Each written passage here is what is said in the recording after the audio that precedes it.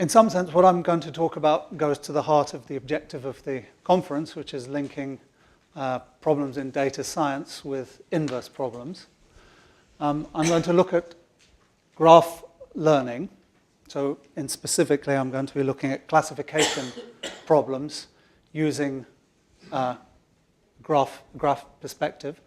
And the work is based on two papers. Let me describe them in reverse order, because there are really two ideas in this talk. The first one, which will come through the collaboration with Matt Dunlop, Deanne Slepchev, and Matt Thorpe, is concerned with large graph limits. And in this part of the talk, which will be the first part of the talk, I'll make connections between these graph learning problems. By taking large graph limits, I will derive some novel Tikhonov regularized inverse problems. And the novelty will come through the structure of the Tikhonov regularization term and the link that it has to the data.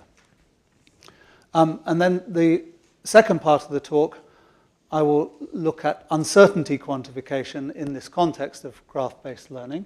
And this is work with Andrea Bertozzi, Michael Luo from UCLA, and Kostas Sigalakis. And actually, I learned a lot about this general subject of graph limits from Andrea, and she'll be talking about some of her work in the area later on today. Okay, so I'm going to start by describing an example, which will be where we'll head, which will make the link between graph-based learning and inverse problems. And then I'll explain the methodology. I know many of you will know everything about the graph Laplacian, much more than I do, but I will make the assumption that not everyone does, so I'll do a little tutorial on the graph Laplacian. I'll then describe graph-based learning from the perspective of optimization. We'll take large graph limits and derive Tikhonov regularized inverse problems with novel regularization terms. And then I'll look at the probabilistic version of this, which essentially just comes through the usual connection between probability and optimization, which is to take the exponential of the objective function to define a probability measure. Okay, but let me just say a little bit about two classical problems.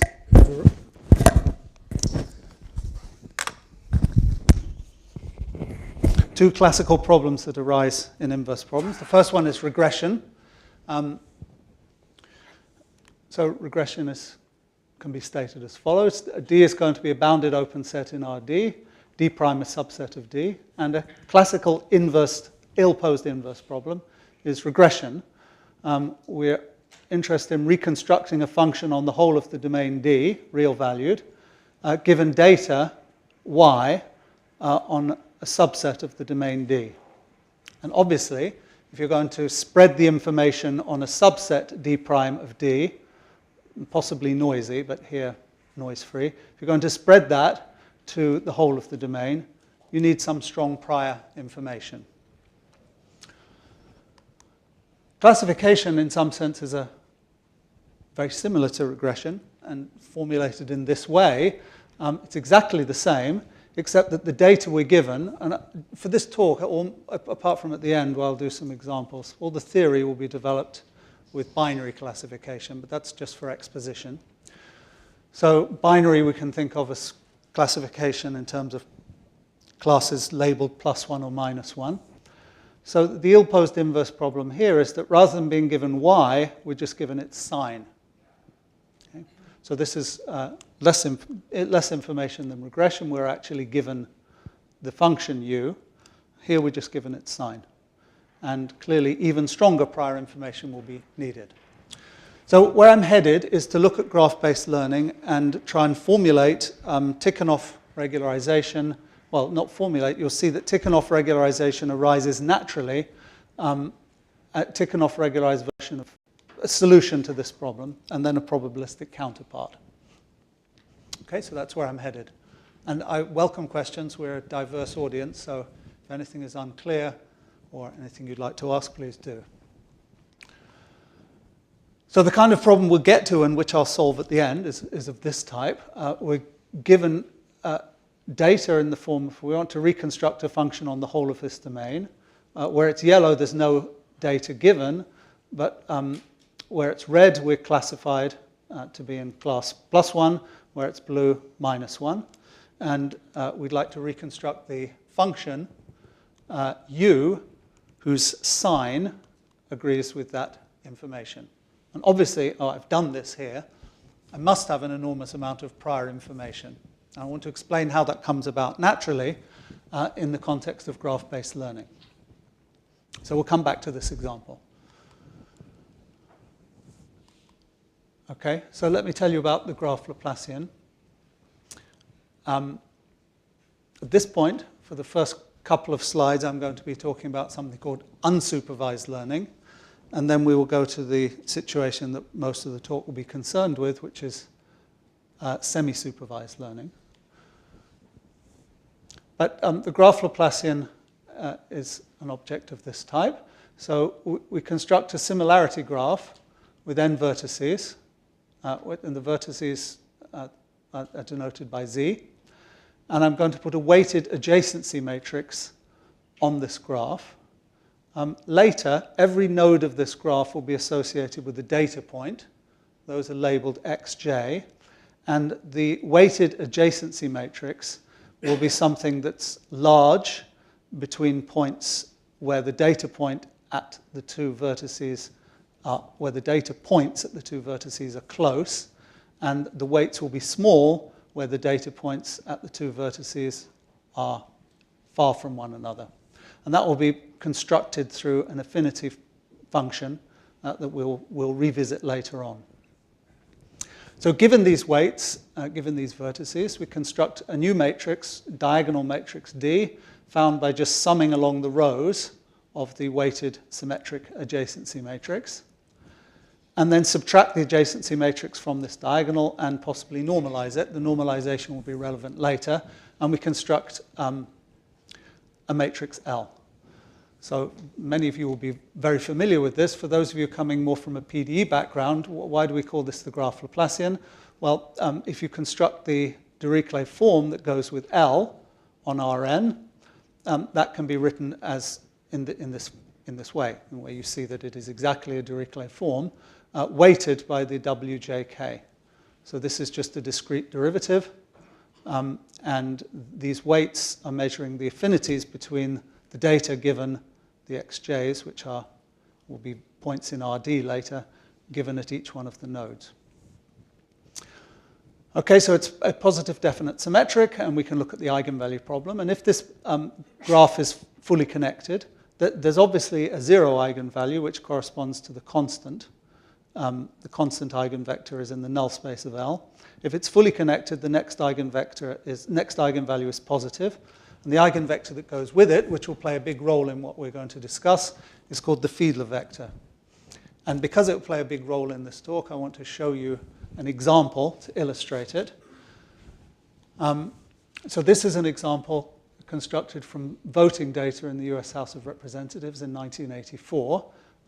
For each member of the US House of Representatives, 435 of them, 16 key votes were recorded. +1, -1, and 0, depending on whether the vote was yes, no, or didn't vote. So this is a vector of length 16, which characterizes each member of the US House of Representatives, and there are 435 of them. So each person here is a node of the graph, and each person is characterized by a vector of 1s, -1s, and 0s, and that's a point in R16. Using those points, you can compute an affinity matrix, an adjacency matrix, which measures affinities between different members of the US House of Representatives. And you can compute the Fiedler vector, which is the first eigenvector of the graph Laplacian. Now, this data has been ordered so that up to here are Democrats, and after here are Republicans. I'm not going to make any jokes. And if you look at the Fiedler vector, you can see from this, and this is really important for understanding the rest of the talk if you haven't seen it before, you can see that if I simply take the sign of the Fiedler vector, I will do an extremely good job of partitioning this data into two sets which go well with the actual partition of the data into two parties. Okay? So this is simply the fact that in this data about how these people voted, already we can start to do a pretty good job of classifying. But it's not perfect, so these points here would be misclassified as Republican, and these would be misclassified as Democrats. And this is what's called an example of what's called unsupervised learning. The topic I'm going to talk about is semi-supervised learning, and the twist on what I show you here in this information is that in addition to having this spectral information, for example, about the graph Laplacian, we're going to label a few of these people. So in this specific example, we might say that we know 5 of these people and we know what party they belong to. And we address the question, can we use that labeling information together with information about the graph Laplacian to make improved classification of data?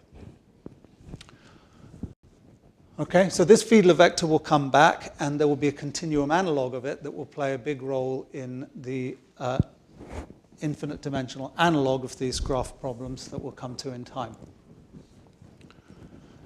Any questions?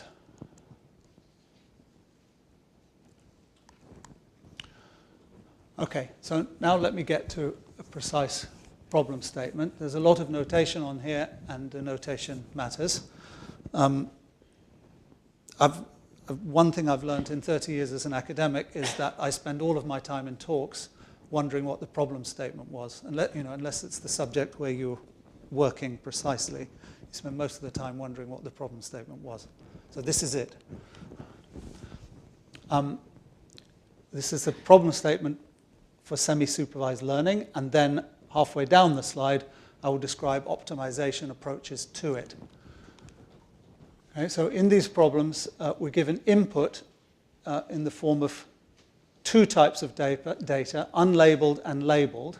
So the unlabeled data would correspond in the example I just gave you to vectors of length 16 that characterize the votes of each individual member of the House. So these unlabeled data, there are n vectors of length d.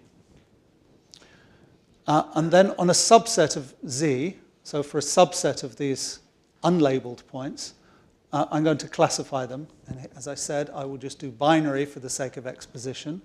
So they're classified as +1, -1. And then our objective is to classify all of the points. So to spread this labeling function, which assigns a value + or -1, to spread it from z prime, a subset of the nodes of the graph, to all of the nodes of the graph. That's the objective. And the methods that I use are going to be based on the sign of a function u defined on the nodes of the graph. So u is a function from z into r, and we will use its sign, which will therefore be + or -1, unless it's 0, to classify all of the data. And the u will be found as an optimizer of a functional of this form. And where we're going with this is that this is going to have a continuum analog where this will look like a Tikhonov-Phillips regularization. So it will be like an HS-Sobolev regularization. And this will be the data fidelity term, where when I say data in this context, I refer to the labeling data. So the way these methods work is that this quadratic form, which is C, is constructed from the graph Laplacian. So let's discuss this quadratic form first. This is computed, C is computed entirely from the unlabeled data. Using that, you make a graph Laplacian. You shift it and raise it to the power -alpha to construct C. And then C inverse is used to weight this quadratic form. The key point to understand is that if you work orthogonal to constants, then the minimizer of this will be found by taking just this quadratic form on its own will be found by taking the Fiedler vector. So that is, for the example, the minimizer of that quadratic form would be this vector. So minimizing that quadratic form already has information which is very strong about partitioning the data. Then on top of that, you don't just minimize this. You add a fidelity term which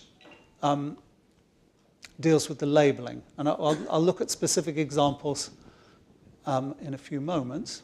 But what this fidelity term will do will ensure that the sign of u is close to the labeling information, plus or minus 1, on the subset of nodes z prime where we have labeled data.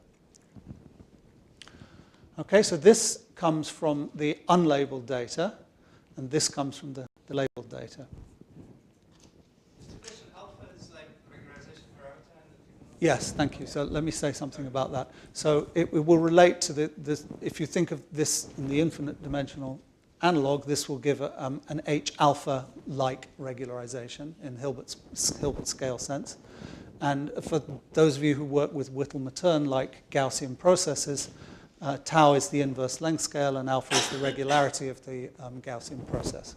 Oh, is alpha minus the dimension over 2 will give the regularity of the Gaussian process in the continuum limit. Thank you.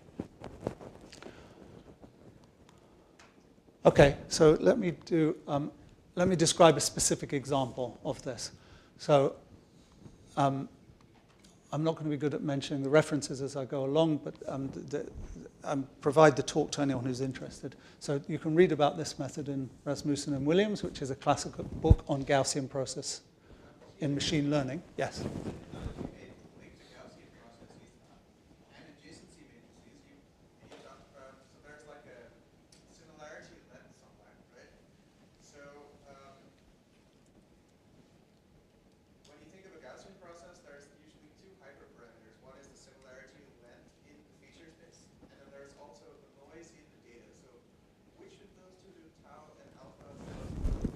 Yeah, okay. So you're talking about how I scale I think there are 3 parameters in a, say, Whittle-Matern. One will be the amplitude, there will be a length scale, and regularity. And as you say, a very important thing is the ratio of the amplitude of the Gaussian process to the size of the noise in the data. And the way I'm scaling things, which is different from how Rasmussen and Williams does it, is that I'm normalizing the Gaussian process to have size 1, and then I'll play with the scale of the noise in the data. In fact, I'm just about to discuss that now. But the standard Gaussian process way is to fix the size of the noise of the data at 1 and learn the amplitude of the Gaussian process. I'm fixing the size of the Gaussian process and changing the size of the noise. And I'll discuss that right now. Thank you. Okay, so this specific method, probit, which here is generalized to the graph setting, we minimize this quadratic form, and phi, which forces agreement with the labels, has the following form. And let me explain. This it looks like a lot of mess, but it's very intuitive. Psi is, depending on your background, is the cumulative distribution function of a Gaussian with mean 0 and variance gamma squared. Or, especially if you think of gamma as being small, this is, of course, a smoothed Heaviside step function with the step taking place at the origin. So this function is, if gamma is small, is roughly 0 when the argument v is negative and 1 when the argument v is positive, and there's a transition which is sharp at the origin if gamma is small.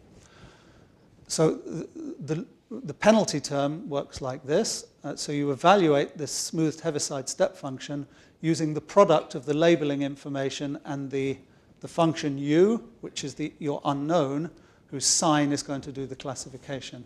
If the sign of u agrees with the labeling data, then psi will be approximately 1, and there will be no penalty. If the sign of u disagrees with y, psi will be approximately 0, and the penalty will be approximately infinite. So this is a regularization of a penalty which forces you to agree with the labeling information. Specifically, the sign of u has to agree with y. Okay, so in this context, to get back to the last question, think of gamma as being small. That's when you get the smoothed Heaviside step function. There's maybe a more intuitive way of dealing with this, and this links actually to the Levelset method in ways that I'm happy to describe offline, or Levelset formulations of inverse problems, going back to work of Santosa. You could just look at a misfit of this type. We just try and fit the sine of u to y and do a least squares function. In fact, I'm going to relate probit, which comes from statistics and machine learning, to this level set formulation later in the talk. Okay, any questions on these optimization problems? Yeah. So the level set method, so can you say more about which of these optimization problems are computationally hard? Or Yes. so the level set looks hard. The probit maybe is easy, and is there a probabilistic formulation in terms of the generative? Maybe you'll get to that later. I'm going to talk about that, but let me just do the quick summary. So from an optimization point of view, and I'll explain this with a theorem in a second, probit is preferable to level set. The probabilistic formulation, the level set is preferable to probit. So and those things I will address as I go on. But those are specific to particular generative models, then, right? I think that's a very general statement given what I'm assuming about the structure of the covariance and the ratio of the size of the labeling information to the size of the whole problem. We can discuss it more in detail as we go on. This slide addresses the first of those points, which is to do with optimization. So both of these optimization problems have the form of minimizing a quadratic form plus a penalty. This is the probit penalty, which comes from the smoothed Heaviside step function, and this is the level set penalty. The probit objective function is convex. In fact, it's strictly convex under very minor assumptions on the nature of the labeling information. Basically, if you have labels +1 and -1, you get strict convexity. So this minimization problem in the strictly convex case will have a unique minimizer. And that's computationally desirable. On the other hand, the level set method doesn't attain its infimum, and that's fairly easy to see, and I just want to explain to you why that is. Let's assume for contradiction that it does attain its infimum at a function u star. And now if I multiply that function u star by a factor of 1/2, I will not change this penalty because the penalty sees only the sign of the function u. But if I multiply u star by 1/2, I'll decrease the quadratic form by a factor of 1/4. So if there were a minimizer that were non-zero, then if I multiply it by 1/2, I decrease the objective function. So it cannot be a minimizer. So what happens here is that infimizing sequences converge to 0, but 0 does not attain the infimum. So that's undesirable from the point of view of computation. Okay, so what I'm going to do now is discuss taking large graph limits and deriving from this optimization problem a PDE optimization problem. And to do that, I want to describe to you the contents of a really beautiful paper by Garcia Trios and Diane Slepchev, Diane is my collaborator on the work that I'll subsequently describe. The long and short of it is that this is a setting in which we assume, so remember the graph Laplacian is derived entirely from the unlabeled data, and I'm going to assume that the unlabeled data comprise a set of IID samples from a probability density function rho, which is supported on a bounded subset of RD.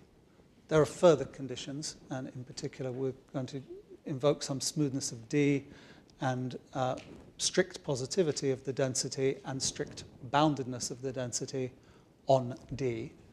But the long and short of this theorem, which I'm about to describe to you, is that in a precise sense, which I'll describe in the theorem, the graph Laplacian behaves like this differential operator. So this is an elliptic differential operator. If rho were constant, it would be the Laplacian with Neumann boundary conditions. In general, rho is not constant. That's the point of the application domain. Just linking to where we're going with Tikhonov regularization, we're going to be doing Tikhonov regularization based roughly up on Sobolev's scales defined through this differential operator rather than through the Laplacian. But let me describe where this comes from so you get some intuition about how the sampling density rho enters. So I scaled the graph Laplacian earlier by constant Sn, and there are two key parameters here. One is n, which is the size, the amount of data. So that's going to go to infinity. There's also a length scale in the affinity function, which is used to construct the adjacency matrix, epsilon. Epsilon is related to n in this theorem. So as n goes to infinity, epsilon goes to 0. And I'll show you what the intuition is about that. And the conclusion of the theorem is that the discrete Dirichlet energy converges in a sense I'll come to in a moment, or its quadratic form, to the quadratic form defined by L on the space of L2 functions with integration being with respect not to Lebesgue, but with respect to this density rho. And L is self-adjoint with respect to this, this measure, L2 weighted by this measure. The sense of convergence is gamma convergence, and with gamma convergence you need a metric. And I think, really beautiful part of this work is the construction of an optimal transport metric, which allows for the fact that not only does gamma convergence concerns the functions which are minimizers of the quadratic form, but this metric works not only with functions but with measures, so it works with pairs of functions and measures. And this quadratic form on the left is viewed as an empirical version of this quadratic form, and the convergence is with respect to both the empirical measure converging to rho and the functions which minimize. Okay, but I'm going to just give you a heuristic for why, because the fact that this limit is the right limit was known anyway in computer science literature prior to this paper, and let me just give you the intuition about where the limit comes from. So this is our quadratic form, and for those of you that come and have a background in PDEs and numerical analysis, you'll know that for the classical Laplacian, the graph structure related to any particular node of the graph is given by this 5-point stencil. And so you have a locality that comes from the connectivity of a given point to its neighbors. Now, the problem I'm looking at, any given point is potentially connected to everything. But as I mentioned, there's a length scale which is used in the construction of the affinity, or the weight or adjacency matrix, epsilon. And that length scale is chosen to localize, so that most of the connections are in a local neighborhood. And so the problem, although it looks like it's globally connected, under this scaling is approximately locally connected. And so that you heuristically see the connection with the Laplacian, standard Laplacian on a stencil for finite difference methods. And how to understand where the quadratic form comes from, you can see that on this argument on this slide here. So the xj's, just to recap, are these IID data points that characterize each node of the graph. There are n nodes of the graph. And they're drawn IID from a density rho on D, which is in RD. And the weights are computed in this way, using an affinity function, eta epsilon, which, okay, the intuition here is that this is roughly a Dirac delta function smoothed by a scale epsilon. So this is the volumetric scaling, and then this here you're scaling by 1 over epsilon. So this looks like a Dirac smoothed out. If I look at the quadratic form on the graph, then it looks like this. That's the quadratic form I showed you at the beginning of the talk when I was arguing that the graph Laplacian does look like a Laplacian. I've used the specific form of the weights using this eta epsilon function, and I'm evaluating the function u. I'm viewing it as a function of the data which is available at the jth and kth node of the graph. Yeah? This is purely out of my ignorance, but just to be able to keep up with you. So if you used a Gaussian process, would those weights have been exponential in an L2 form? Yes, so you're asking a very good question, which is what's the choice of eta? So this theorem is not very sensitive to the specific choice of eta so long as you localize it in the way that I've described. You need some integrability and smoothness conditions, but not very much.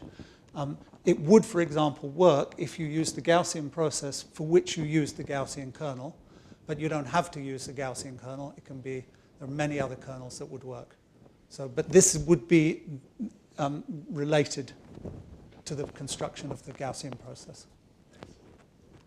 Thank you. Okay, so just heuristically to see where the quadratic form comes from, first take n to infinity, use the law of large numbers and the IID distribution of these points. This sum becomes a double integral. The way I've scaled things, this looks like a discrete gradient. We now integrate rho of x, rho of y, dx, dy, and we have this approximate Dirac delta function. Now, this is an approximate Dirac delta function, so that's going to, if I take epsilon to 0, diagonalize this integral, so the double integral lives only on the diagonal, becomes a single integral. Epsilon goes to 0, this looks like a gradient, and there's sufficient randomness that you capture gradients in all direction, and this becomes rho squared. And then that is precisely the quadratic form U inner product LU weighted by L2 rho, where the differential operator L is this divergence form operator weighted by rho.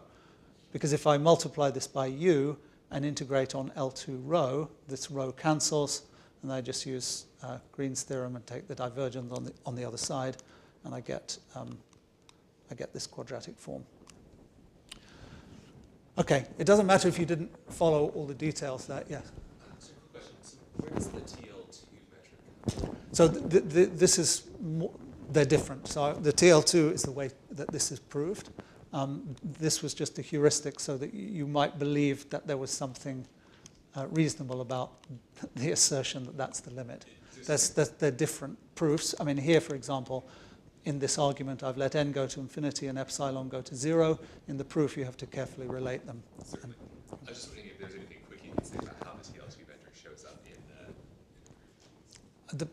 in the TL2 metric is clever because it enables, it's like a Wasserstein metric, and it's based on not only looking at the distance between points, which would give you the Wasserstein distance between the empirical measure and the final measure where you want to end up, but it looks at the difference of functions evaluated with respect to one measure and another measure. I can write it down for you later on. Yeah, but I'm familiar with the measure. That's why I was curious. Okay. Thank you. All right, so you don't need to be happy with understanding how this was proved or my intuition given here or the link between them to go to the next topic, but you do need to be happy with the concept that the graph Laplacian behaves like a differential operator. Because what I'm going to do now is return to the probit minimization problem and study it in the same limit that Garcia, Trios, and Slapchev used in their paper. And from this, we're going to derive a continuum limit of probit, which looks like this. So we're going to take D is this bounded open set in RD. D plus or minus are going to be subsets on which we're given labeling data. So a function y which takes the value 1 on D plus and the value minus 1 on D minus. The union is D prime. I'm going to define an operator just like the matrix C that we had earlier.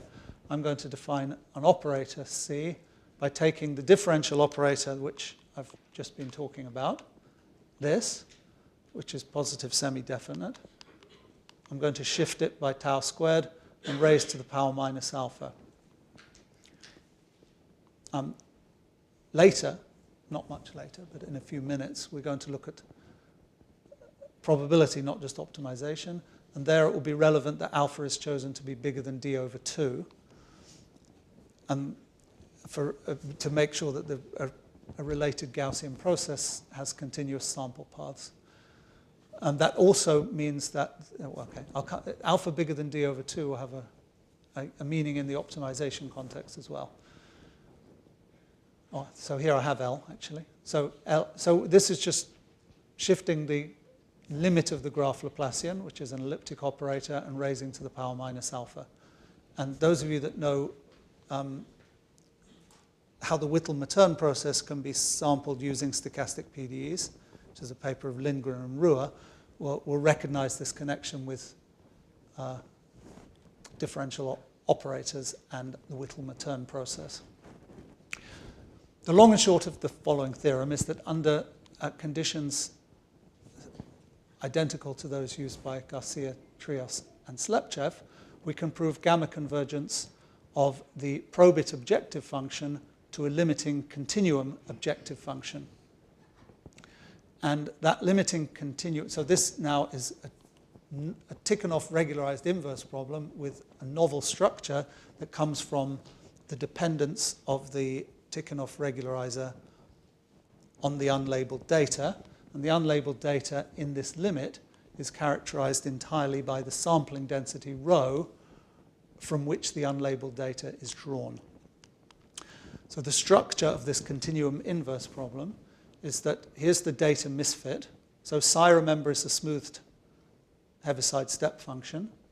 And this is an integral over the domain which forces the sign of u to agree with y. And y is either +1 or -1, depending on whether you're in the set d plus or d minus. So this penalty will be roughly 0 if the sign of u agrees with y, and very large if the sign of u disagrees with y on d prime. Okay, so this is our data misfit. And from the perspective of inverse problems, you could just try and minimize this, but that would be an ill-posed problem. So we need to regularize it. And the regularization is a Tikhonov regularization, except that rather than this, so this would be a standard Tikhonov-Phillips regularization if L were the Laplacian. And then this would give you a regularization which would be in the H alpha norm squared. There are norms implied by this new differential operator which are equivalent to the H alpha norm, but they contain information about where the data, how the data was sampled in the form of rho. So just to hammer home the similarities and the differences with standard inverse problems, this looks like Tikhonov regularization, but in Tikhonov regularization, we just add this term to impose smoothness. And typically, if we're doing consistency theorems, we'll scale things so that as the data becomes more abundant or the noise disappears, we'll let the regularization disappear at some rate. And then there's usually a game to be played about how you let the noise in this data fidelity term go to 0 and how you let the regularization term disappear. And optimizing over that will give you optimal rates of convergence. Here there's an addition, so that's true here, but there's an additional feature, which is that there's information in this regularizer about where the data came from. And that information, so it's not just smoothness, that's quantitative information about the data through this sampling density rho. And these two resonate with one another and enable solution of the inverse problem.